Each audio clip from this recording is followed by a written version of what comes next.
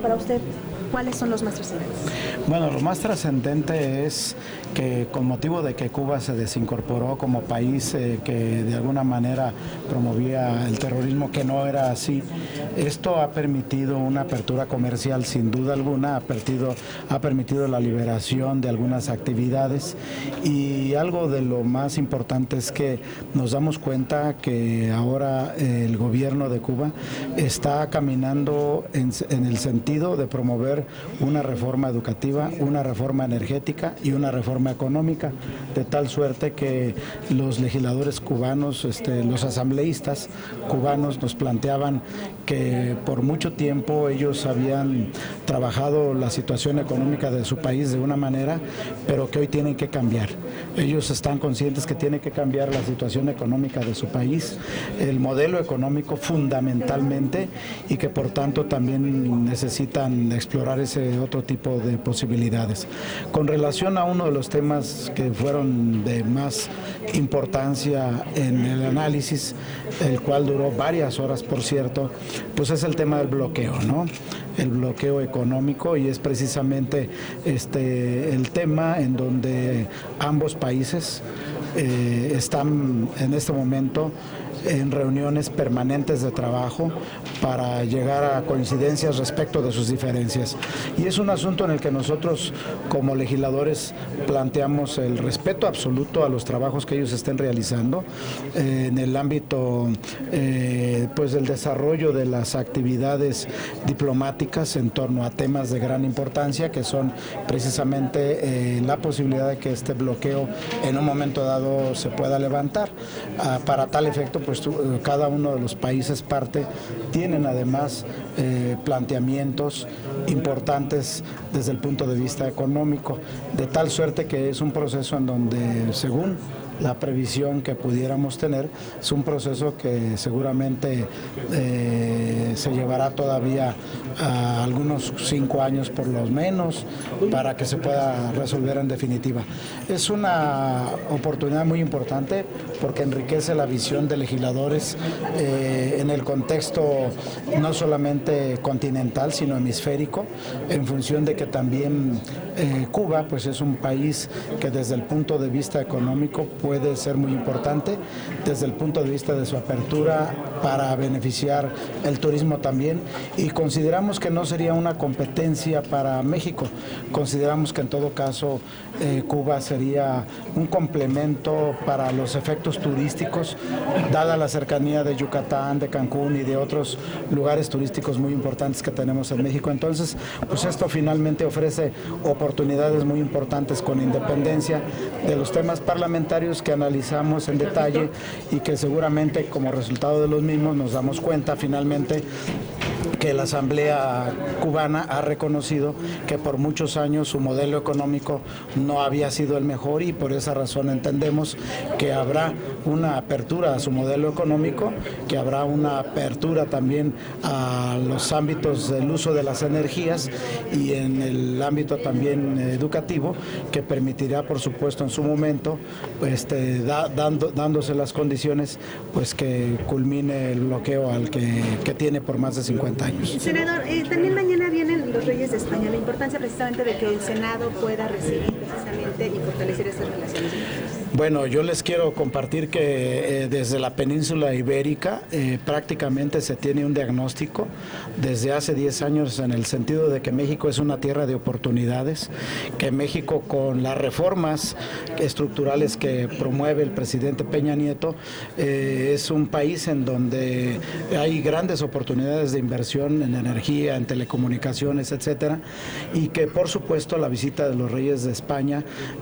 consolidan la confianza de Europa hacia nuestro país. Sin duda alguna, esta es una visita muy importante, es una visita que nosotros destacamos por la identidad histórica que tenemos, la identidad cultural, la identidad gastronómica, la identidad en muchos sentidos y por supuesto en los códigos de comunicación que siempre han sido muy eficientes. Por esa razón, la visita de los Reyes de España a nuestro país es muy oportuna y consolida otras visitas que se han realizado de primeros ministros y también de de presidentes de otros países que generan sobre todo la confianza en las expectativas que México ha creado en el ámbito internacional. Muchas gracias. Yo quiero preguntarle en materia educativa. El fin de semana el secretario de Educación llamó a los secretarios de Educación de los estados a hacer un frente común para avanzar en la reforma educativa. ¿Cuál es la opinión de usted como Sí, sin duda que la reforma educativa es responsabilidad de todos. Absolutamente no habrá nadie que esté ajeno a participar en el rol que le corresponde para fortalecer la reforma educativa, y en este sentido los secretarios de educación de cada entidad federativa, en este sentido las asociaciones de padres de familia, las organizaciones civiles también tienen un rol que están cumpliendo, y por supuesto las autoridades federales. Es evidente que se tiene que cumplir con un calendario, que la reforma educativa no solamente se constriñe al tema estrictamente de evaluación, sino a los temas estructurales, a los temas de revisión de los contenidos educativos que se tienen que formar, y por supuesto a una visión de Estado que se tiene. En este sentido, pues, entendemos que cada uno debe de cumplir con el rol que le corresponde, y por supuesto que más nos vale que estemos apoyando a las autoridades en ese gran esfuerzo que están realizando y que debemos reconocerles, a veces en condiciones adversas, pero que sin embargo están haciendo todo lo posible por cumplir puntualmente con los planes, los programas y los calendarios que se han impuesto. Oiga, senador, ¿usted no considera necesario legislar en casos de ausencia como la que ocurrió el fin de semana pasado con el presidente? No hay necesidad de legislar, porque legislar, cuando se trata de legislar por coyuntura, es generar especulación, y la especulación no cabe en un Estado sólido y en un Estado firme como nuestro país.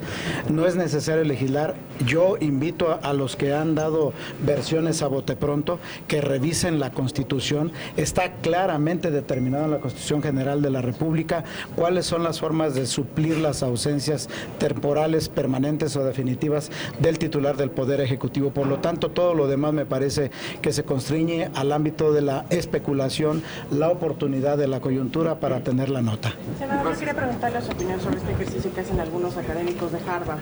sobre cómo rankean la productividad en el Senado. A unos les va muy bien, a otros no tan bien. Bueno, ¿Qué opina de este? es importante que todos los ejercicios que tienden a evaluar, lo más importante de los ejercicios es considerar los mismos para mejorar. Y es evidente que hoy que tenemos por primera ocasión en el ámbito de la Cámara de los Diputados,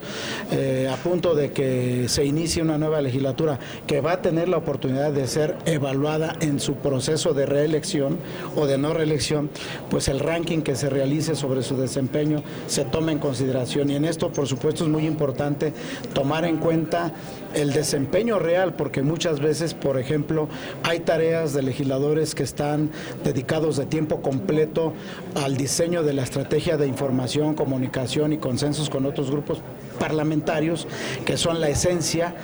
son la bujía, y muchas veces se convierten en el alma de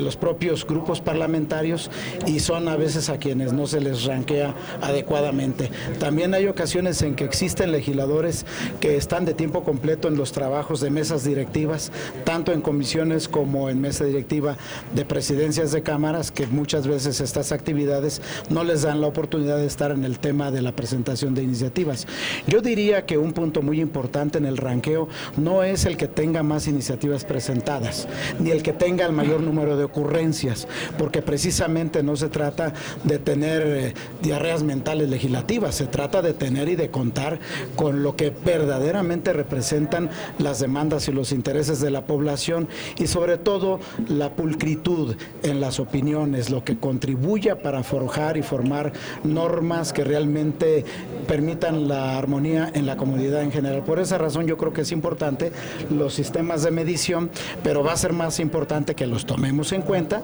en el ámbito de transparencia, en el ámbito de la evaluación que tiene que ver con la declaración patrimonial de bienes, que son temas de actualidad que ya están aquí, en el ámbito de la declaración de intereses de conflicto o de intereses genuinos que se tengan, con el ánimo precisamente de que caminemos de cara pues a evitar que en el ámbito del desempeño legislativo haya alguna situación que prevalezca más en función de intereses personales o de grupo. Aquí debe prevalecer el interés general y esta herramienta seguramente nos estará sirviendo de mucho en el presente y en el futuro. Justamente en este tema preguntarle, ¿los coordinadores son los que salen más bajos en tema de transparencia? Sí, me parece que es injusto porque los coordinadores hacen un trabajo muy importante dentro de los momentos en que se están llevando a cabo las sesiones de comisión, las sesiones de pleno, y también ellos hacen mucho trabajo fuera de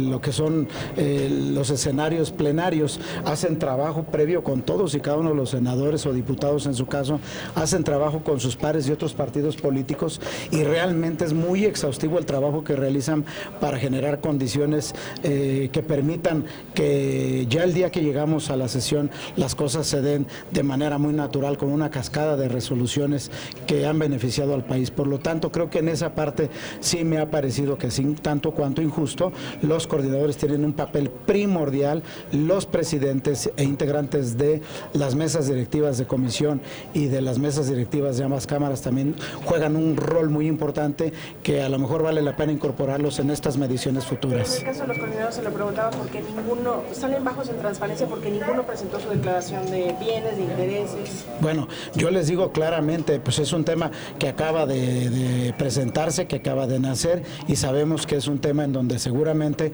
y lo acabo de reiterar, ahora que tenemos la figura de la reelección serán de los elementos en los que seguramente nadie